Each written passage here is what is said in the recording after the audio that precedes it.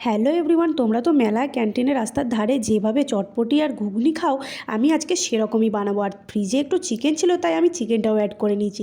তো তার জন্য আমি সব কিছু রেডি করে নিই, আর একটু লবণ আর হলুদ দিয়ে আলু আর মটরটাকে সিদ্ধ করে নিচ্ছি। তারপর কড়াইতে তেল দিয়ে শুকনো লঙ্কা, তেজপাতা, জিরে ফোড়ন দিয়ে পেঁয়াজ, কাঁচা লঙ্কা ভালোভাবে ভেজে নিয়েছি।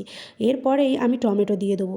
টমেটো দিয়ে এর মধ্যে আমি দিয়ে দেবো আদা রসুনের পেস্ট। তারপর এটাকে নেড়েচেড়ে এর মধ্যে লঙ্কার গুঁড়ো, হলুদ গুঁড়ো, জিরে গুঁড়ো, ধনে গুঁড়ো দিয়ে ভালোভাবে মশলাটা কষিয়ে এর মধ্যে চিকেনটা দিয়ে দেবো। চিকেনটাও ভালোভাবে কষানোর পর এর মধ্যে সিদ্ধ করা আলু আর মটরটা দিয়ে ভালোভাবে কষাবো। তারপরে এটাতে জল দিয়ে দেবো। তারপর এর উপরে একটু ধনেপাতা ছড়িয়ে দিয়ে ঢাকা দিয়ে দেবো। তারপরে আমাদের রেডি হয়ে যাবে গরম গরম চিকেন ঘুগনি। তো আমার চিকেন ঘুগনি রেডি হয়ে গেছে। এরপর দোকানের মতো এর মধ্যে দিয়ে দেবো তেঁতুলের টক, শসা কুচি, পেঁয়াজ কুচি, কাঁচা লঙ্কা কুচি, বিট গাজর কুচি, ধনেপাতা কুচি আর একটু ঝুরি ভাজা ছড়িয়ে দিয়েছি, বিট লবণ দিয়ে দিয়েছি, আর ভাজা মশলা দিতে ভুলে গেছিলাম, সেটাও দিয়েছি। একদম দোকানের মতো দেখতে লাগছে না? আমি একটু খেয়ে দেখাচ্ছি কেমন লেগেছে।